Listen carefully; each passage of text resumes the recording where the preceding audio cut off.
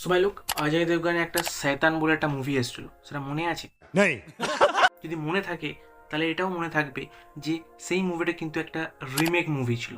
But ভাই, এটা অজয় দেবগান এই শয়তান মুভিটা দিয়ে একটা নিউ ফ্র্যাঞ্চাইজি স্টার্ট করে দিয়েছে, দ্য ওয়ার্ল্ড অফ শয়তান। আর যার নেক্সট মুভি হচ্ছে মা। তো সেই মা মুভির অফিসিয়াল ট্রেলার ফাইনালি রিলিজ হয়েছে। আর এই ট্রেলারের ভেতর একটা জিনিস করার মতো লক্ষ্য হচ্ছে যে এই যে শয়তান ফ্র্যাঞ্চাইজি আছে, এই ফ্র্যাঞ্চাইজির মেন কোর মানে মেন স্টোরিটা হচ্ছে ব্ল্যাক ম্যাজিকের ওপর। অ্যান্ড এই ট্রেলারের ভেতরে আমরা সেটা খুঁজে পেয়েছি। তো তারপর আমরা প্রথমেই একেবারে ট্রেলার ফার্স্ট শোয়ে দেখতে পাই যে কাজল দেবগন নিজের মেয়েকে নিয়ে গাড়ি করে কোথাও একটা যাচ্ছেন। কোথায় যাচ্ছেন উই ডোন্ট নো, বাট তারপরের শটে আমরা দেখতে পাই একটা পুরনো ভাঙাচোরা জমিদার বাড়ি। লোকে বলে সেই জমিদার বাড়ির ভেতরে আছে একটা দৈত্য। মানে তুমি সরাসরি বুঝতেই পারছো যে এইবারে কাহিনীটা একেবারে বেঙ্গলের ওপর বেশ হতে চলেছে, বেঙ্গলের কালচারের ওপর বেশ হতে চলেছে। যে কারণে আমাদের বাংলার ভেতর যেসব ভূত প্রেতরা আছে তাদেরকে এই কাহিনীর ভেতর ইনক্লুড করে এই মুভি স্টোরিটাকে একটু ইন্টারেস্টিং ওয়েতে আমার সামনে প্রেজেন্ট করেছে। এই ট্রেলার দেখে এই স্টোরিও হালকাভাবে একটু আন্দাজ করা যায় যে সেই যে জমিদার বাড়িটা আছে তার ভেতর আছে একটা দৈত্য, মানে রাক্ষস বলা যেতে পারে, যে বলি দেয় মেয়েদেরকে। ওকে, অ্যান্ড এইবার যখন আমাদের মেন ক্যারেক্টারের পালা চলে আসে তখন এন্ট্রি হয় কাজল দেবগানের অ্যাজ মা, যে যাবে গিয়ে সেই দৈত্য বলো বা রাক্ষস বলো তার সাথে লড়াই করে তার মেয়েকে ফিরিয়ে নিয়ে আসবে। ইয়েস, বাট ট্রেলারের ভেতর যেসব ভিজুয়ালসগুলো ছিল সেগুলো সত্যি ভয়ানক ছিল। ইয়েস, কারণ আমি ফার্স্ট অফ অল বলিউডের যেসব হরর মুভিগুলো বার হয় সেগুলো আমি দেখি, বাট আমার ভয় লাগে না। ইয়েস, আমি স্পেশালি হরর মুভি অ্যাভয়েড করি হলিউড ফলিউডের হলে, বিকজ আমার ভয় লাগে। বাট বলিউডের ভেতর হরর মুভি দেখে কাউরি কোনোদিন ভয় লাগে না।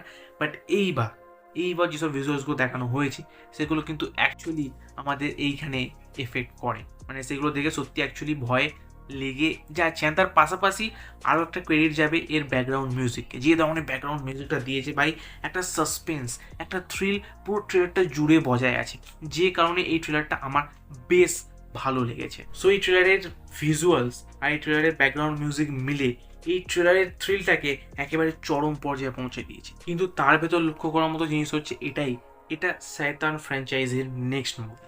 তাই আমরা হঠাৎ করে কিন্তু কোনো একটা ক্যামিও দেখতে পারি। অ্যান্ড তার 90% পসিবিলিটি হচ্ছে অজয় দেবগানের, কারণ উনি যেহেতু এই ফ্র্যাঞ্চাইজিটা বানিয়েছে, তো যে কারণে হয়তো একটা সারপ্রাইজ ক্যামিও এই মুভির ভেতর থাকতে পারে। এই মা মুভিটা কিন্তু দর্শকের অ্যাটেনশন ডেফিনেটলি গ্র্যাব করবে, কারণ আমাদের ইন্ডিয়ার ভেতর হরার দেখার জন্য কিন্তু ভালো দর্শক আছে। হ্যাঁ, তবে ট্রেলার থেকে একটা জিনিস আমার খামতি লেগেছে, সেটা হচ্ছে এর ভিএফএক্স। যে ধরনের ভিএফএক্স দিয়ে ওই যে দৈত্যটা বানানো হয়েছে সেসবগুলো একটু কাঁচা কাঁচা লাগছে। বাট এর ভিএফএক্সটাকে ইগনোর করা যেতেই পারে যদি এই মুভির স্টোরি অ্যাকচুয়ালি গ্রিপিং হয় অ্যান্ড একেবারে মারাত্মক লেভেলের টুইস্ট থাকে, যেমন শয়তানের মুভির ভেতর ছিল একেবারে শেষে, ক্লাইম্যাক্সের শেষে গিয়ে যে টুইস্টটা দেয়, তো এটা মারাত্মক লেভেলের টুইস্ট। তো সেরকম যদি কোনো টুইস্ট থাকে এই মুভির ভেতর তাহলে তো আরও মজা চলে আসবে।